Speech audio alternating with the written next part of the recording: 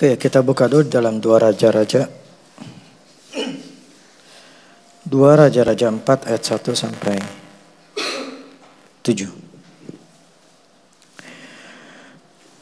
Salah seorang dari istri-istri para nabi mengadukan halnya kepada Elisa sambil berseru, "Hambamu suamiku sudah mati, dan kau ini tahu bahwa hambamu itu takut akan Tuhan.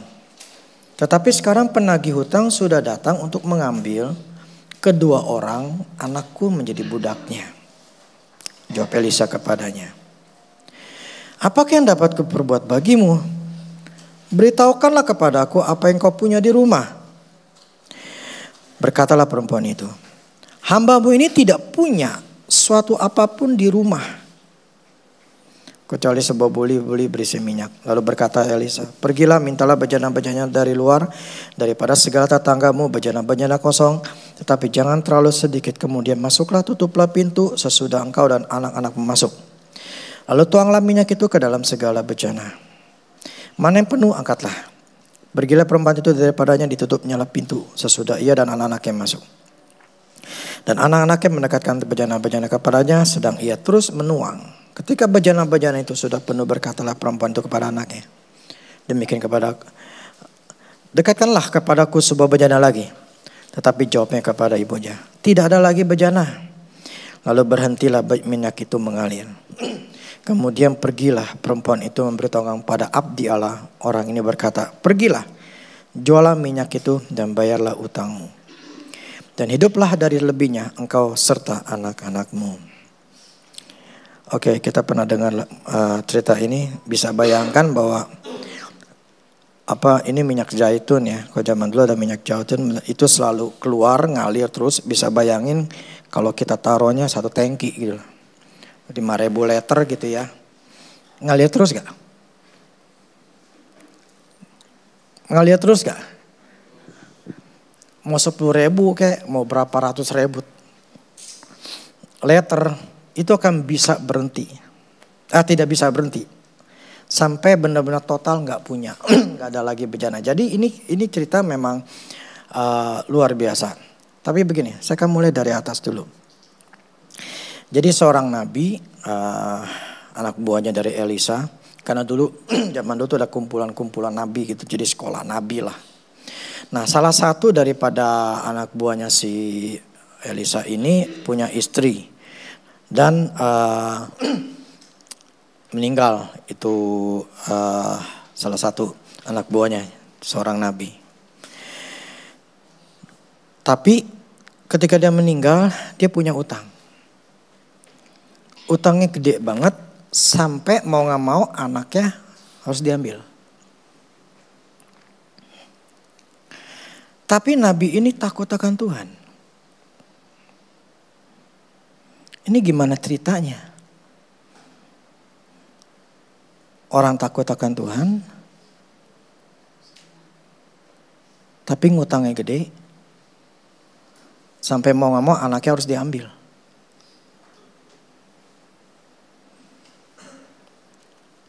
Kenapa bisa begitu? Orang ketakan Tuhan loh.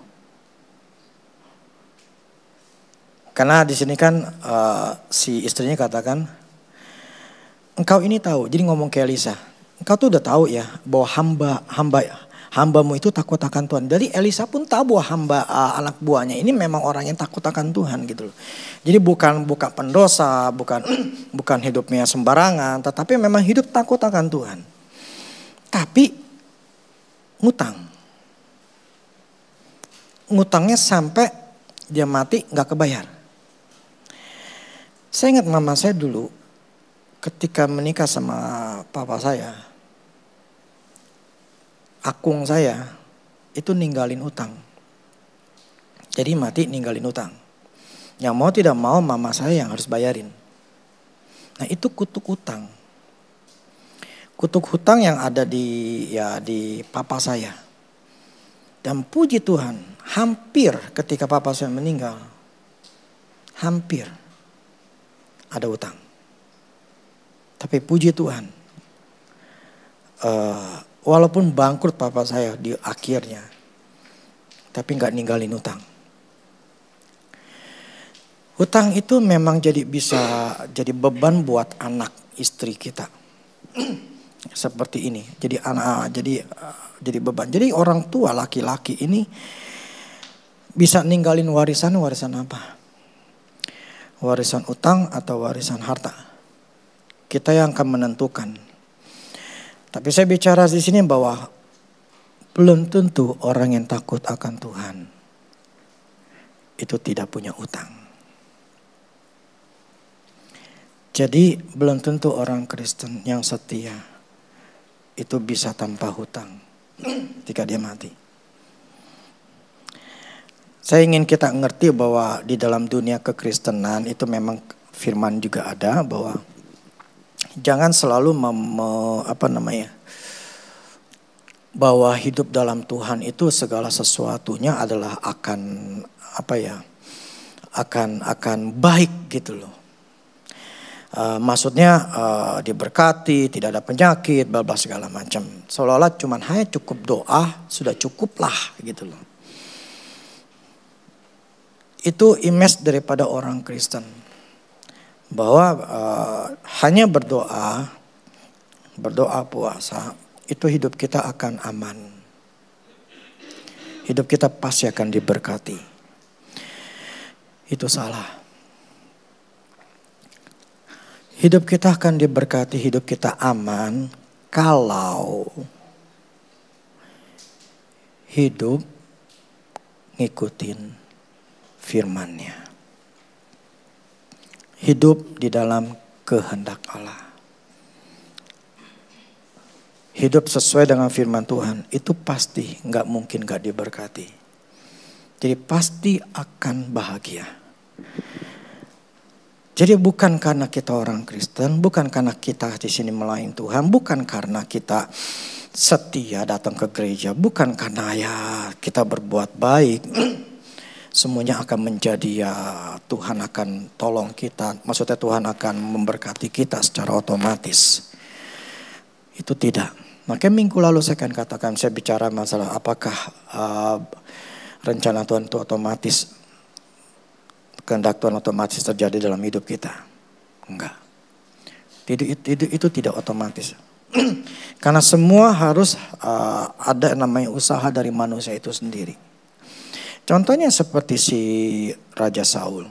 Tuhan kasih janji dia pokoknya kerajaanmu bisa kekal gitu loh selama-lamanya. Tetapi karena di tengah jalan si Saul ini tidak nurut, jadi dia mempersembahkan korban bakaran karena mau perang. Jadi di sono zaman dulu mau perang ya mesti persembahan bakaran supaya Tuhan berkati peperangan mereka. Tapi si Samuel yang gak datang, akhirnya dia lakuin sendiri sebagai imam. Nah itu kesalahan. Nah akhirnya janjinya Tuhan kepada si Saul ini batal. Jadi janji Tuhan itu bisa gagal gitu loh. Kalau manusianya tidak hidup di dalam firman Tuhan. Jadi jangan maksud saya gini, kita harus punya realita hidup juga. Kita harus punya logika hidup juga. Jadi jangan punya iman yang buta, yang tanpa mengerti posisi kita yang harus kita lakukan gitu loh. Jadi bukan membabi buta, percaya sama Tuhan, tapi hidupnya ya nggak sesuai dengan firman Tuhan. Yang percuma, nggak akan dapatkan apapun yang Tuhan sudah janjikan. Jadi sangat penting sekali kita ngerti cara kerja Tuhan, aturan mainnya Tuhan. Itu harus dimengerti.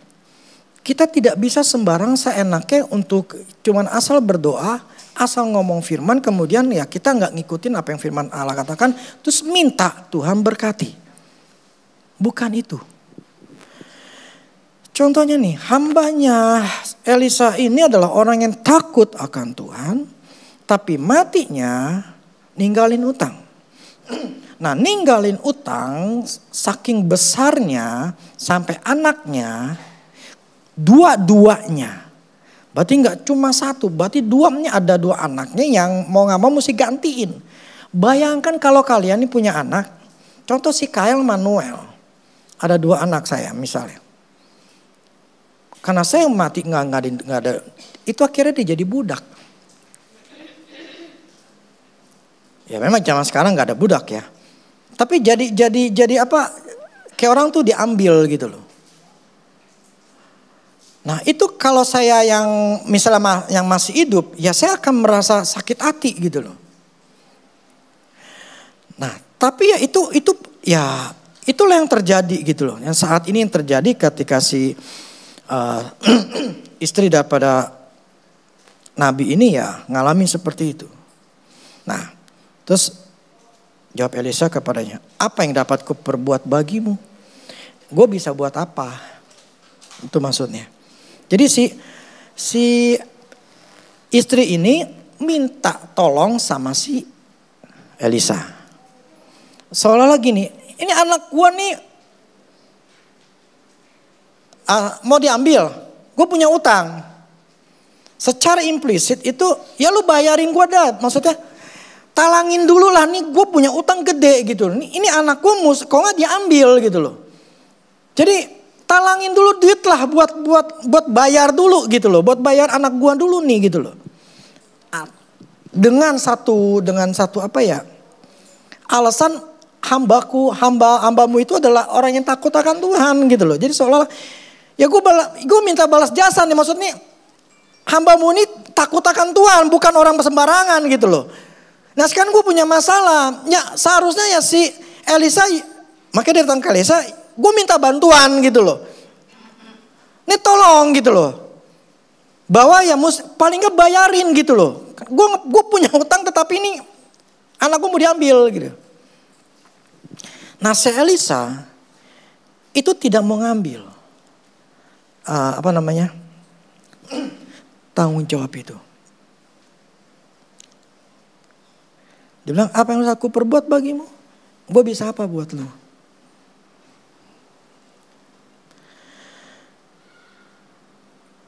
Jadi gini, Elisa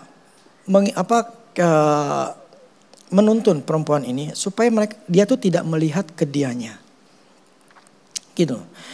Banyak orang seringkali tuh memberikan uang, tetapi itu sebetulnya nggak bagus.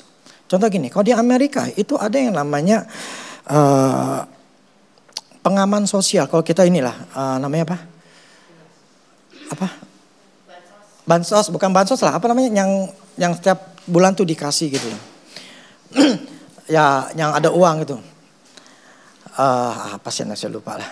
Bantuan uang tunai, ya kan? BLT, bantuan langsung tunai. Nah, itu sebetulnya memang kelihatannya sih bisa nolong orang, tetapi itu justru akan membuat orang itu jadi malas. Nah, di Amerika tuh gede. Jadi ketika seseorang dapat BLT begitu, udah dia malas. Dia nggak mau ngapa-ngapain. Nah, jadi ketika orang diberikan, justru orang itu malah jadi bisa malas. Karena dibayarin uangnya, dibayarin utangnya, dibayarin, itu selesai gitu. Soalnya ya udahlah, selesai masalah gua. Nah, si Elisa nggak mau seperti itu. Jadi bukan dia nggak mau bayarin, tetapi dia nggak mau itu tanggung jawab itu istrinya atau bekas suaminya, bekas suami yang udah meninggal, itu bukan dilimpahkan ke dia gitu loh. Nah, tetapi dia ingin si Elisanya ngomong, gue bisa buat apa? Sekarang gue tanya sama lu punya apa di rumah? Jadi dibalikin lagi, bukan tanggung jawabnya si Elisa, tapi tanggung jawab si perempuan ini. Lu punya apa di rumah? Jadi gini, seringkali kita ini berfokus kepada masalah kita. Kita punya utang, kita punya yang belum bayar ini, belum bayar itu. Soalnya kita jadi kayak orang tertekan dengan begitu banyaknya yang harus biaya-biaya yang kita keluarkan. Sehingga kita melihat, aduh enak nih kalau ada orang yang bayarin gua nih. Aduh enak nih, masalah gua selesai nih kalau gua udah dapat ada orang yang tolong gua dah. Masalah gua selesai nih, gua udah enak. Jadi kita ini manusia kecenderungan adalah pengen semua itu segala sesuatu itu dengan mudah. Instan masalah kita selesai. Jadi ada orang yang memberikan ikan tapi bukan memberikan kailnya. Kalau beri kasih ikan, habis makan tuh ikan selesai, hilang. Udah gak ada. Tetapi kalau namanya kail, kita memberikan kail, kita bisa mancing mau berapa kali ikan pun, berapa kali mancing dengan berapa banyak ikan pun terserah kita. Artinya apa? Bukan kita memberikan sesuatu dengan mudah, tetapi seharusnya kita memberikan orang lain itu yang bisa dia kerjakan untuk bisa menghasilkan. Jangan mempunyai modal tempe seperti itu. Yang pengennya minta dibayarin, pengen diselesaikan dengan mudah. Kalau nggak akan apa ya, orang itu nggak akan pernah mau usaha. Nah problemnya begini, ketika orang yang sudah terlalu enak seperti itu, jadi ya ngarepin orang, ngarepin dibayarin, ngarepin orang lain tolong, ngarepin pokoknya ya berharap kepada manusia.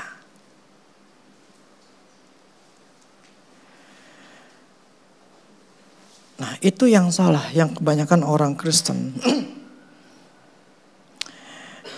Ya datangnya ke Elisa, datang ke hamba Tuhan, datang ke manusia supaya minta ditolong. Si Elisa dia gak mau ambil tanggung jawab itu. Dia gak mau keluarin duitnya untuk bayarin. Tapi justru dia tanya, beritahu kepadaku apa yang kau punya. Lu punya apa di rumah? Perempuan itu ngomong, saya gak punya apa-apa di rumah. Banyak kita mengatakan, aduh gue punya belum bayar ini belum itu. Gue gak punya apa-apa gitu. Ketika ditanya, lu punya apa di rumah? Nah si perempuan ini katakan, saya gak punya apa-apa. Tapi dia ngomong akhirnya, ya punyanya cuma buli-buli berisi minyak. Jadi soalnya gini, lu punya minuman gak? Gak punya banyak, tapi ada gitu loh. Seolah-olah ini bukan sesuatu yang berharga gitu loh. Jadi buli-buli berisi minyak ini seolah-olah itu bahwa itu ya gak ada artinya, memang gak ada artinya. Sedikit, emang minyak ini bisa punya jawaban. Emangnya minyak ini bisa ngapain gitu loh. Saya gak punya apa-apa, saya gak punya uang, saya gak punya modal, saya gak punya, ya gak punya lain lah, gak punya apa-apa lah. Yang ada cuma, ya minyak ini doang, kecil doang gitu loh. Gak ada yang lain.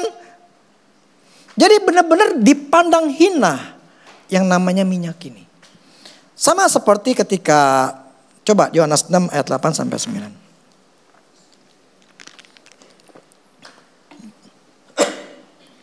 Seorang dari murid-muridnya yaitu Andreas, saudara Simon Petrus berkata kepadanya, di sini ada seorang anak yang mempunyai 5 roti jelai dan 2 ikan. Tetapi apakah artinya itu untuk orang sebanyak ini? 5.000 orang laki-laki, belum termasuk laki dan perempuan, perempuan dan anaknya. Apalah artinya 5 roti sama 2 ikan itu dibandingkan ribuan orang yang gak ada artinya lah. Secara kasat mata gak ada artinya. Emang bisa apa 5 roti 2 ekor ikan? Bisa apa? Ya logikanya si Andreas, ya benar secara logika manusianya gak ada artinya, gak ada arti apa-apanya.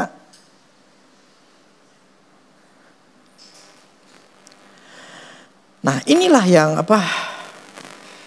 jadi gini, Tuhan itu sebetulnya mempunyai ketika si Elisa, si perempuan ini bertanya kepada Elisa. Di sini Tuhan ingin menunjukkan kepada kita. Sebetulnya jawaban dalam hidup kita itu bukan di luar. Di dalam diri kita, di dalam rumah kita. Itu jawaban hidup kita. Dan Tuhan sudah mempersiapkan bagaimana cara kita menyelesaikannya. Itu sudah dipersiapkan. Seperti kemarin saya katakan, otak saya sudah mempersiapkan anak saya walaupun masih umur 20. Saya bersiapkan untuk nanti dia menikah. Ketika dia menikah dia akan mesti keluarin modal, mesti ya resepsi pernikahan. Itu saya udah mikirin. Berarti gue mesti siapin atau istilahnya siapin atau nabung gitu ya. Ini buat nanti. Nanti kalau dia mau minta usaha, itu pun saya mikirin, waktu usaha gue mesti mikirin bagaimana dia punya modal. Nah, yang saya maksud gini, saya manusia aja mempersiapkan diri, apalagi Tuhan gitu loh. Artinya apa? Dia tuh sebetulnya mempersiapkan kita, dan dia sudah punya jawaban atas setiap masalah hidup kita. Semuanya dari kita tuh punya. Dan Tuhan menjawabnya itu bukan di luar, tetapi ada dalam diri kita, ada di dalam rumah kita. Nah, problemnya kita melihat apalah artinya duit cuman ceban. Emang gue bisa bayar uang sekolah sampai 1 juta. Apa artinya lah cuman gue udah punya ini doang. Mana bisa jawaban. Bisa bayar ini bayar itu, mana mungkin. Kita mengutuki, kita mengeluh, kita mengatakan ini gak mungkin, gak bisa. Bahwa ini bisa menyelesaikan masalah hidup kita, masalah hutang kita, masalah bayaran apapun juga. Sehingga kita jadi meremehkan apa yang begitu kecilnya. Dan kita tidak melihat bahwa itu sebetulnya jawaban Tuhan. Kita ini terbiasa pengen dapat langsung gede. Kita pengen dapatnya untung gede. Ya saya ingat sekali lah. Ya itu kan waktu masih muda ya seperti itu saya. Ya sampai sekarang pun dia berpikir memang seperti itu. Tapi ya Tuhan ingin ingatkan bahwa Tuhan ingin ngomong gini loh. Ini dalam firman Tuhan. Setia dalam perkara kecil, maka kau kasih dalam perkara besar. Artinya kalau engkau bisa menghasilkan uang 100.000. Dan kau bertahan maksudnya mengembangkan, engkau akan bisa mendapatkan menjadi 200.000. 200.000 bisa menjadi 500.000. 500.000 bisa 1 juta.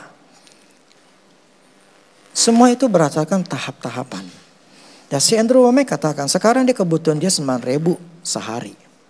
Jadi 9.000 kali 14.000 kurang lebih 110-an juta. 120-an juta. Bukan sehari.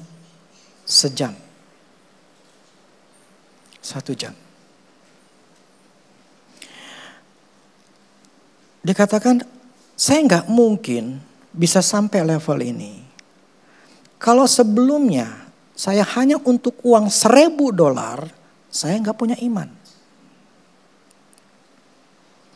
Bahwa Allah bisa membukakan jalan buat saya untuk mendapatkan $1.000. Tapi kalau saya langsungin seperti ini, saya langsung pelayanan kayak begini, nggak bisa. Nggak mungkin dia bilang dia bisa tidurlah dengan begitu besarnya yang harus dia keluarkan. Arti itu semua harus ada namanya langkah demi langkah. Tetapi prosesnya yang Tuhan yang katakan itu ada. Jadi Tuhan tanya sama kita ketika kita lagi, Tuhan nih gimana nih, Tuhan gimana nih? Masalah saya ada ini, masalah ini, begini. Tuhan yang katakan apa yang ada padamu? Lu punya apa? Mungkin kita punya keahlian, mungkin kita punya kekuatan atau maksudnya mengangkat atau apalah.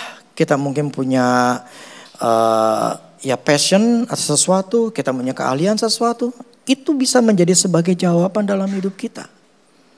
Tapi kalau kita menganggap gue bisa apa, ya sudah. Lu gak bisa apa-apa gitu loh. Jadi gak bisa apa-apa. Jadinya malas gitu loh.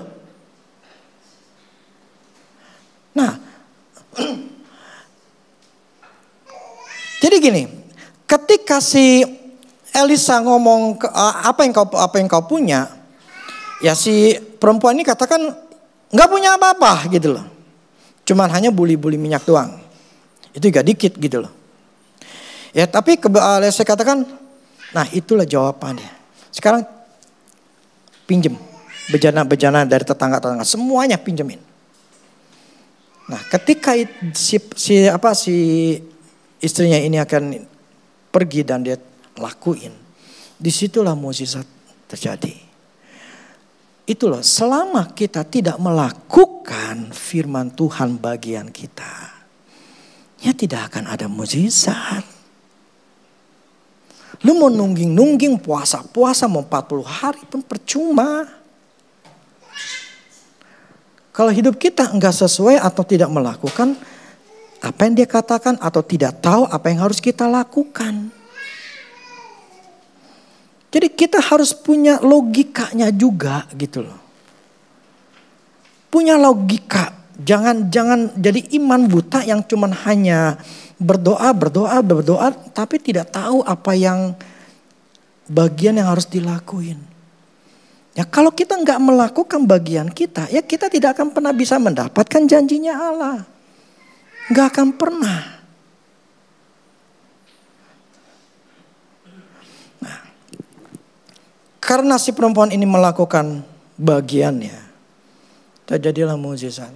Setiap apa yang ialah buli-bulinya kecil nuangin ke bejana yang gede-gede semua gitu. Ya semuanya itu keisi semua. Akhirnya karena keisi semua ya banyak dia jual buat bayar utang. Berarti ini banyak sekali. Berarti nggak tahu berapa puluh liternya ini yang dihasilkan. Tetapi ini bisa membayar semua utang bahkan ada lebihnya. Berarti untung yang gede banget.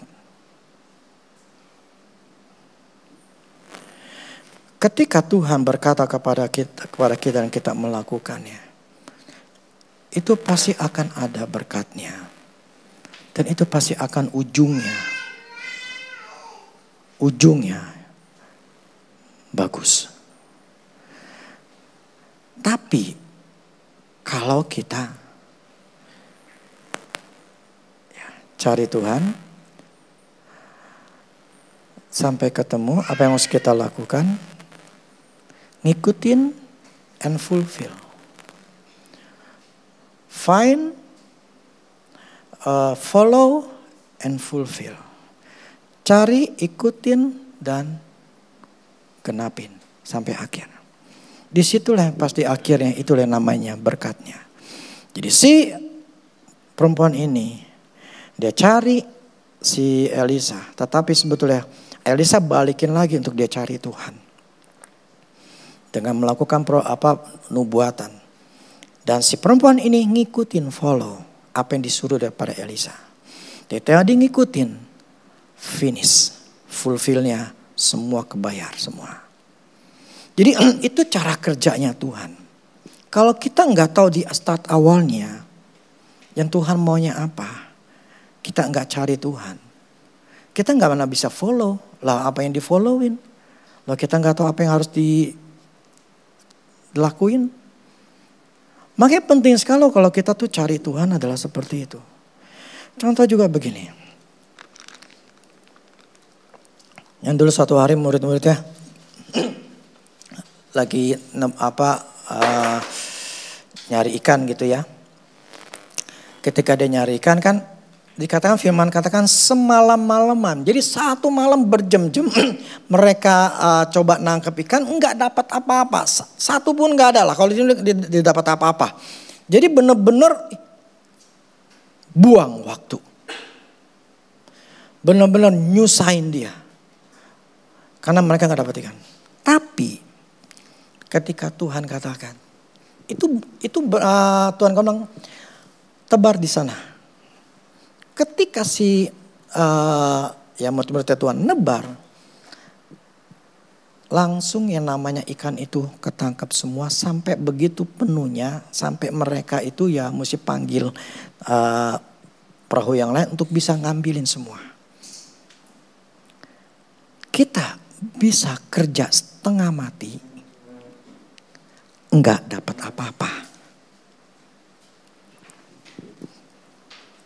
Kenapa? Karena salah.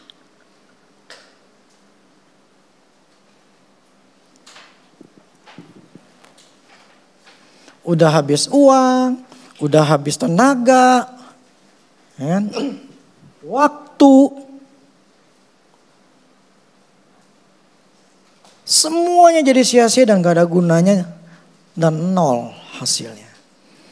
Tapi ketika Tuhan katakan lu nabur ke sana. Di tempat situlah berkat gue udah sediain. Tapi kita gak perlu nanya Tuhan, gue kerjain ini. Gak bisa, gagal, buang waktu. Gue cari lagi kerjaan ini. Nyoba lagi, semuanya dicoba.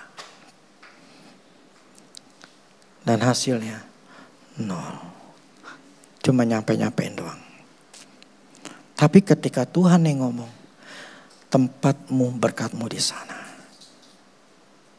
Ketika si muridnya Tuhan keberkat itu, nabur, nebarin jala, dapatlah itu berkat. Enggak perlu capek-capek. Enggak perlu semalaman berjam-jam, berpuluh jam. Cukup nebar sekali, tas. Kalau Tuhan sudah ngomong, tempatmu di sana, berkatmu di sana, itu enggak mungkin bohong, enggak mungkin salah. Tapi gimana caranya? Ya mesti ke Tuhan.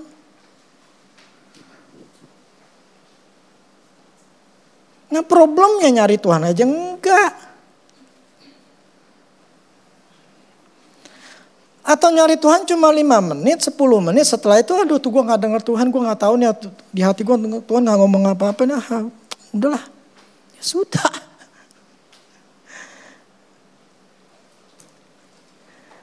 Minggu lalu saya katakan paksakan dirimu untuk cari Tuhan sampai ketemu.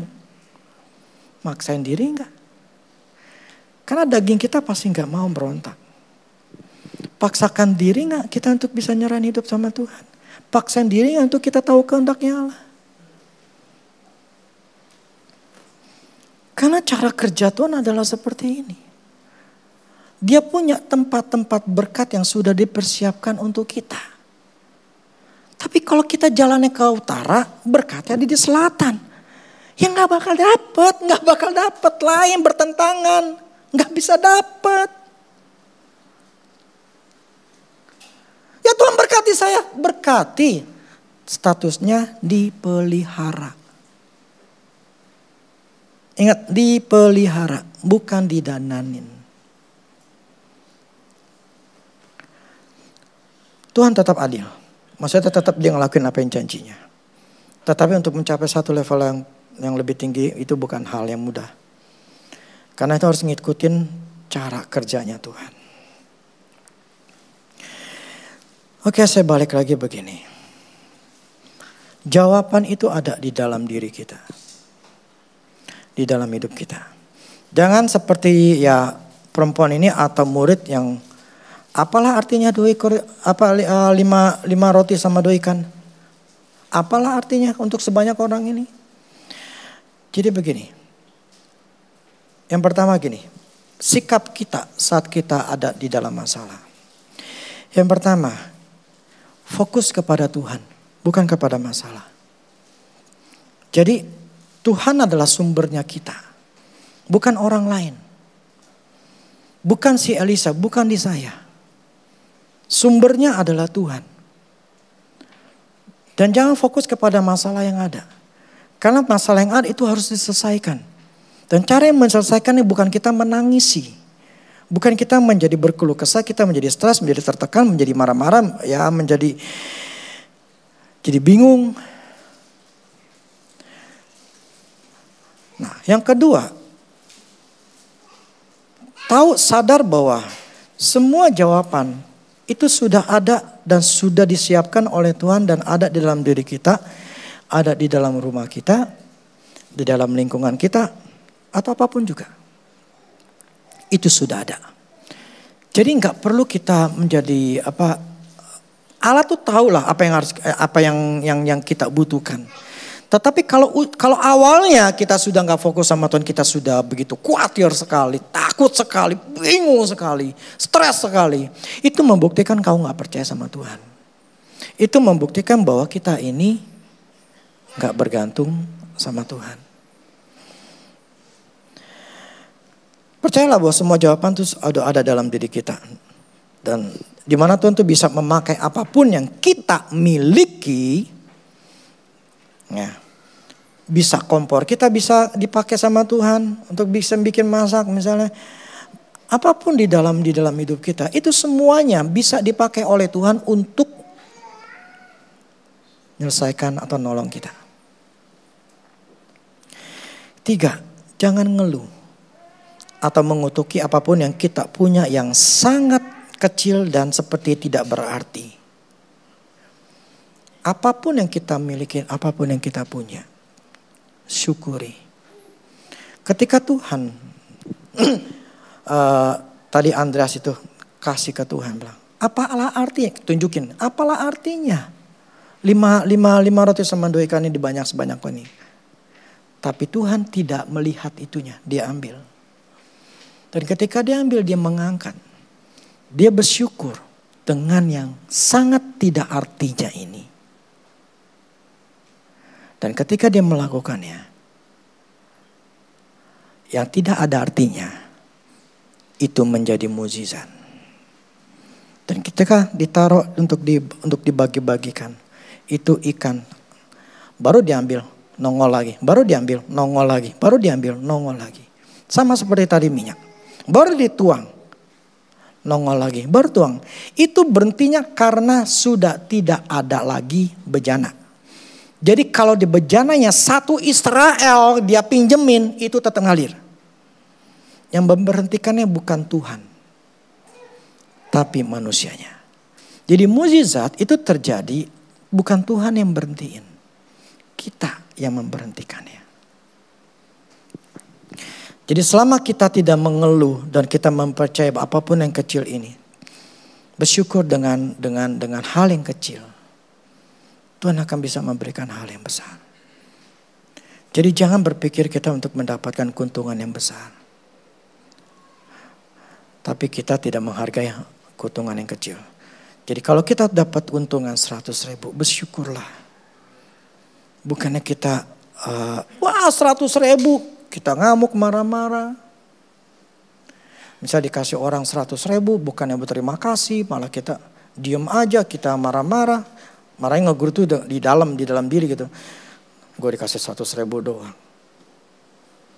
Nggak tahu diri. Misalnya. Itu namanya gak bersyukur.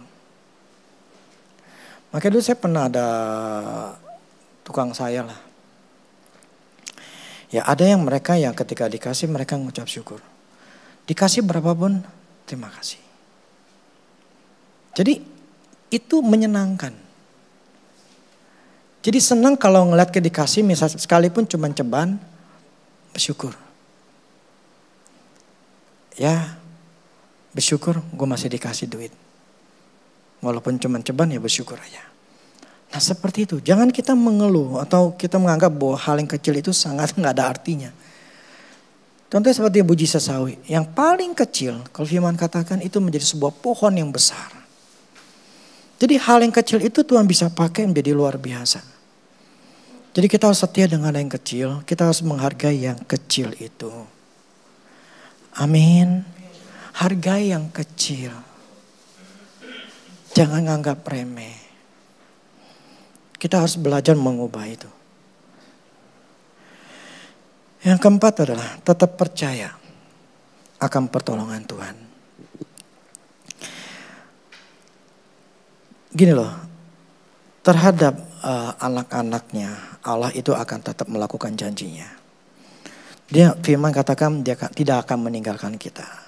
Dia akan mencukupi segala kebutuhan kita. Itu sebuah hal yang pasti.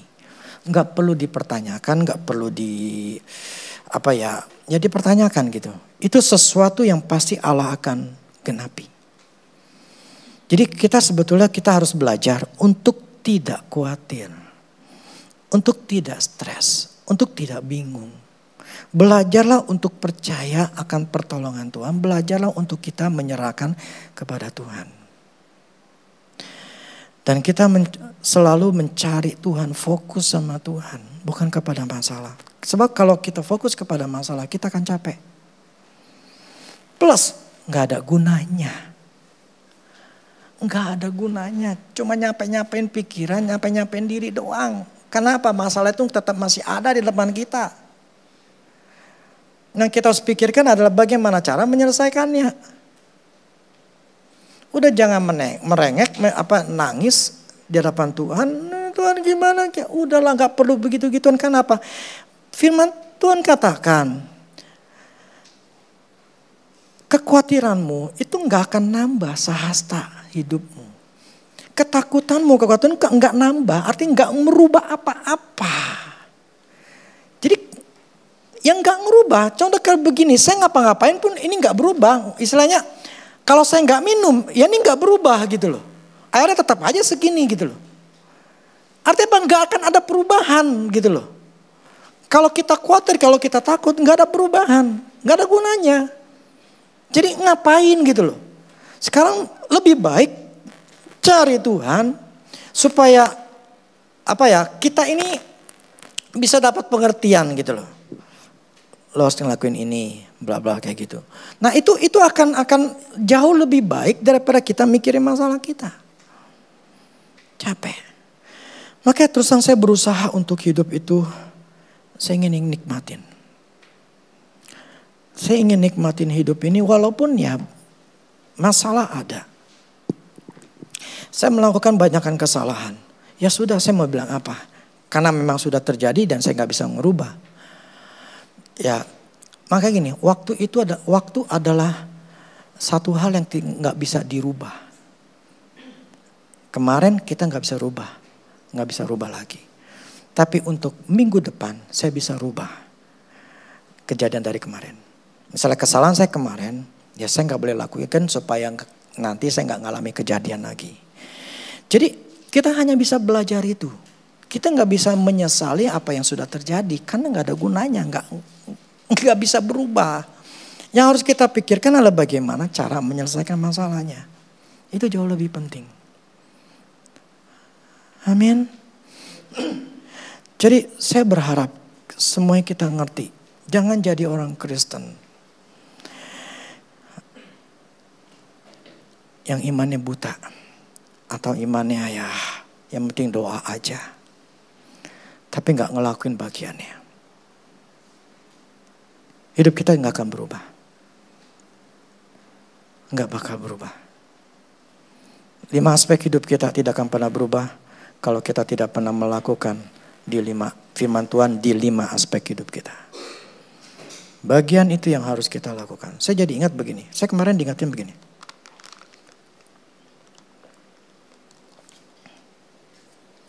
Tahun 2006 ketika saya menyerahkan hidup saya sama Tuhan. Itu bukan kemudian istilahnya tiba-tiba minggu depan atau besok twing langsung dapat duit. Enggak ya. Jadi gini, prosesnya harus kita ngerti. Ini ada 5 aspek. Pertama apa? Tuhan. Kedua, keluarga. 3, kesehatan. Keempat, kerjaan. 5, keuangan. Pertama, sudah beresin sama Tuhan. Saya menyerahkan hidup saya sama Tuhan. Jadi saya sudah serahin hidup sama Tuhan, saya lepasin. Itu pertama. Karena itu saya bermasalah. Karena ya seperti yang katakan, rencana Tuhan itu enggak otomatis. Saya bermasalah karena saya hidup semuanya saya. Saya lihat orang itu, wah itu rumput di tangga hijau. Ah gue ikut ah. Wah tinggal sebelah gak hijau. Gue ikut ah. Nah itu kesalahan saya. Dan akhirnya diberesin dengan penyerahan hidup sama Tuhan. Yang kedua, ketika saya udah mau full time, itu 2006. Padahal udah booking gereja udah 2003.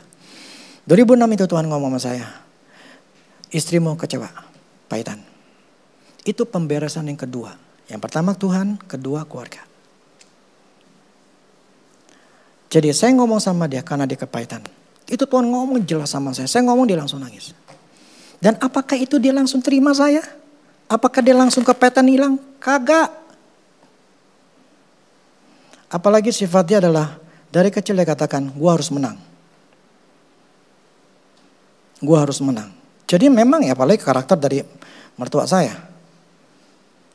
Jadi prosesnya itu nggak mudah. Karena apa? Tuhan saya udah beresin, tetapi saluran berkat saya ada di isi saya. Jadi Tuhan tuh beresin satu persatu.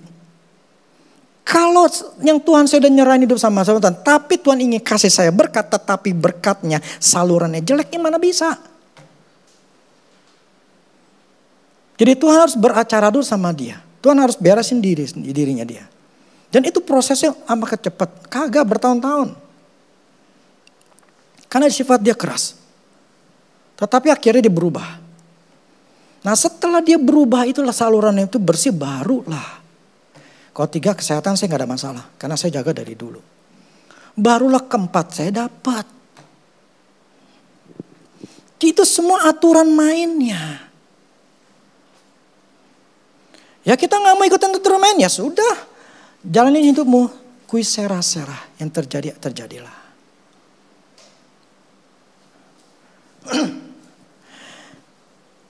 Jadi jawaban dalam hidup kita itu ada di dalam diri kita. Di dalam rumah kita. Bukan di luar. Tinggal kita cari tahu. Tinggal kita bisa ngikutin atau tidak. Kalau nggak bisa, nggak akan ketemu. Akhirnya mengalami persis seperti hambanya Elisa Nabi ini. Nabi ini yang takut akan Tuhan, mati ninggalin utang. Kamu mau seperti itu?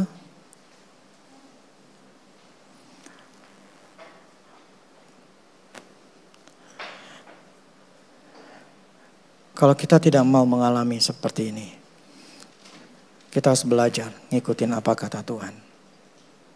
Ya. Dan Tuhan tidak pernah mengambil. Tadi saya dengar ada yang khotbah, saya yang kenal. Ya kita harus terima ya kalau Tuhan ambil harta kita, ambil ini kita. Saya dengar gitu, saya coba ngomong salah. Tuhan tidak pernah merancangkan kejahatan. Amin. Jadi nggak pernah merancangkan kebangkrutan, mengambil mobil kita, rumah kita biar lu belajar lu.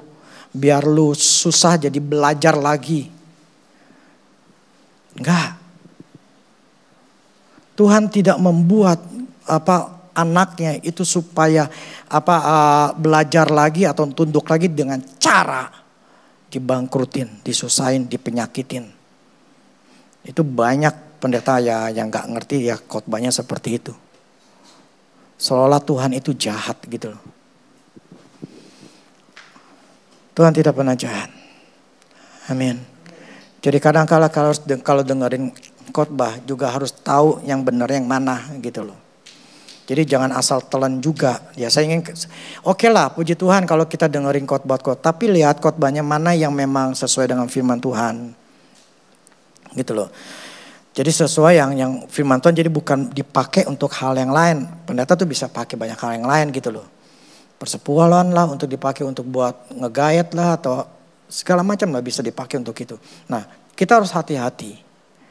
Tapi prinsipnya bahwa semuanya kita tuh harus tahu firman Tuhannya seperti apa.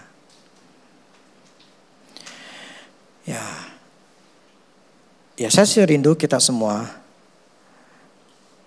harus tahu cara kerjanya Tuhan. Ya, cara kerjanya Tuhan. Aturan mainnya. Jadi supaya jadi orang Kristen bukan iman yang buta. Imannya cuma hanya doa, tapi pemalas, tidak punya hati berjuang, gak akan bisa berhasil. Ya, gak bakal bisa. Jadi jangan asal doa aja. Misalnya si Dison. Ya Tuhan berkati minuman saya, Tuhan berkati. Doa puasa 40 hari 40 malam misalnya. Tuhan berkati. Tapi minuman yang gak enak. Tapi doanya kenceng. Laku gak sih? Laku gak? Enggak.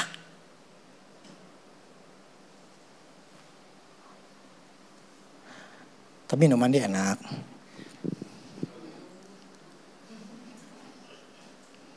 Kalau enggak saya nggak mungkin saya beli lagi. Karena modal saya emang gak enak, kadang gak enak udah. Ya tuh, beli. Jadi jangan asal berdoa tetapi gak tahu bagian kita yang harus kita lakukan.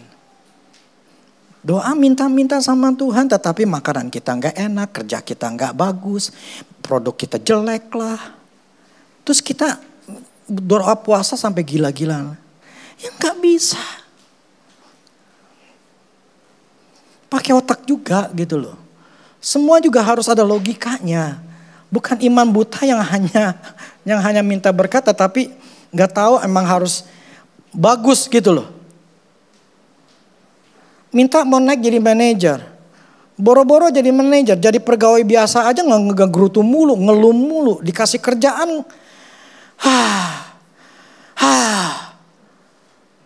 Tampang udah cembertut.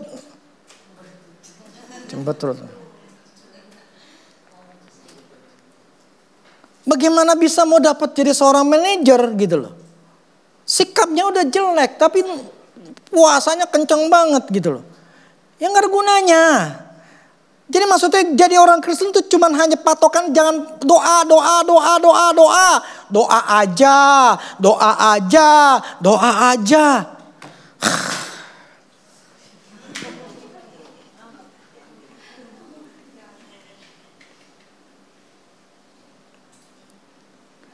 Bener, saya ngajarin anak. Kamu harus doa ya. Maksud doa minta-minta. Seingatnya saya nggak ngajarin itu. Saya cuma hanya ngajarin mereka adalah tabur dan tuai. Dengan contoh yang ada. Kamu lihat orang ini.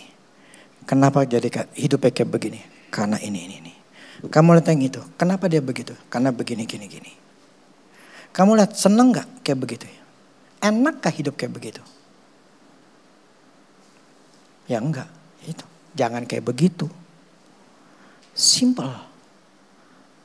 Yang membuat yang anak saya akan mikir. Wah kalau gue ngelakuin ini. Nanti hidup gue susah.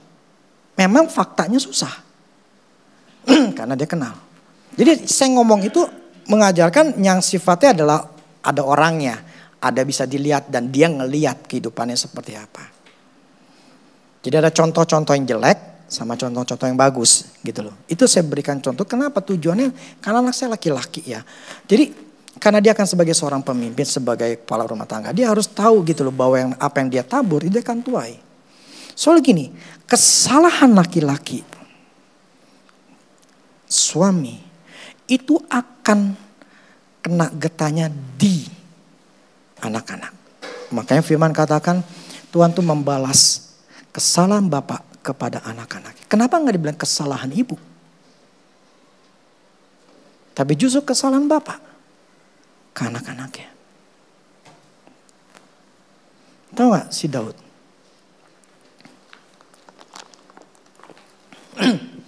Ketika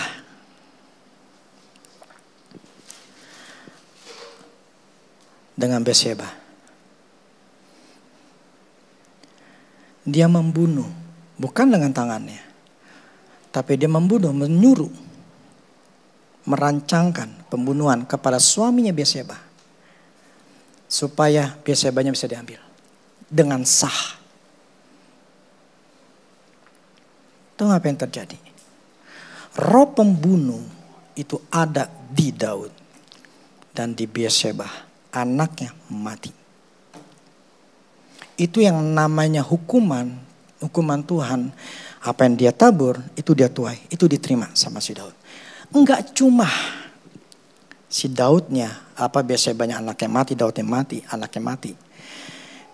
Tetapi yang lain-lainnya, anaknya Daud, dia kan punya beberapa selir lah. diperkosa sama kakak iparnya yang tiri. Nah setelah ketahuan gitu, yang kakak kandung dari yang diperkosa ini akhirnya bunuh orang ini. Dan anak Daud, Absalom, kudeta mau ambil alih. Dia tidurin selir-selirnya, isi-isinya si Daud di depan rakyatnya. Gara-gara apa? Membunuh. Perbuatan daripada Daud itu merusak semuanya. Itulah laki-laki membiarkan atau membuat itu semuanya. Tapi tetap Tuhan, apa yang dia tabur tetap Tuhan bikin rancangan yang baru. Salomo akhirnya lahir dari Betseba. Karena yang awalnya itu bukan kehendaknya Tuhan. Akhirnya mati. Itulah menjadi penyebabnya Daud, keluarganya berantakan. Hancur. Jadi sangat berisiko untuk laki-laki. Kita ini membawa keluarga kita benar atau hancur. Bukannya perempuan, bukannya istri, laki-laki.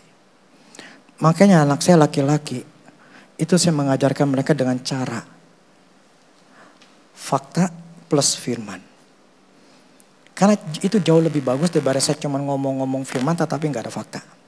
Kemarin satu setok penema mereka, saya ngomongin masalah kehendak Allah, God's will, center of God's will. Itu saya ngomong dengan fakta yang terjadi. Kehidupan orang lain yang terjadi, ini loh contohnya. Contoh hidup saya, contoh orang lain. Karena dengan cara begitu kita akan tahu ini loh plus minusnya. Ini efeknya. Karena saya harus tanamkan bahwa laki-laki itu memang sesuatu yang, makanya teman dulu kan saya ceritakan teman saya tuh gak mau punya anak laki-laki. Karena dia tahu sangat tanggung jawab laki-laki itu sangat berat sekali. Karena dia laki-laki dia ngerasain beratnya tanggung jawab. Makanya dia udah gue gak mau punya anak laki-laki. Gue gak mau. Gue gak mau. Dia benar-benar begitu ngomongnya.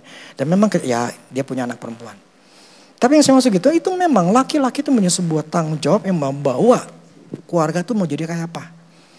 Jangan seperti hamba Nabi ini. Nabi Elisa yang takut akan Tuhan mati dengan utang.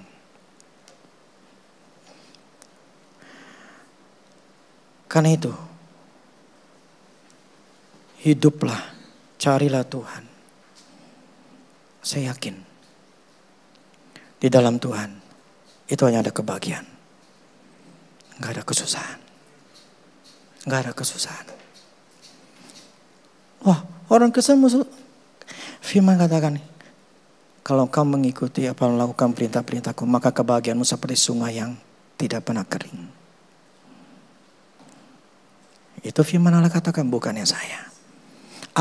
Tuhan Yesus datang ke dunia untuk membebaskan kita dari segala hal yang jahat. Bukan membawa kita kepada hal yang jahat, hal yang susah, hal yang bangkrut, hal yang miskin, hal yang penyakitan. Enggak. Tuhan mengangkat kita itu semuanya. Tapi bukan nikmati di sorga, di bumi pun kita harus nikmatin. Makanya istilahnya saya menaruh dalam otak saya. Gue mesti bahagia. Gue mesti senang. Tapi sayang, saya mesti bayar harganya. Karena itu gak gratis. Amin. Gak gratis dan tidak otomatis.